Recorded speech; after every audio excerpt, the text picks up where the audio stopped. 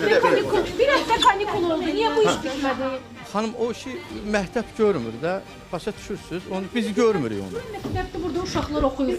Mən o sualı mənə ver. Mən sizə deyirəm ki, siz deyirsiniz ki, təhsildən yayınırlar. Əgər iş dayanıbsa, nəyə görə bu soyuqda pəncərələrin hamısı açıldı?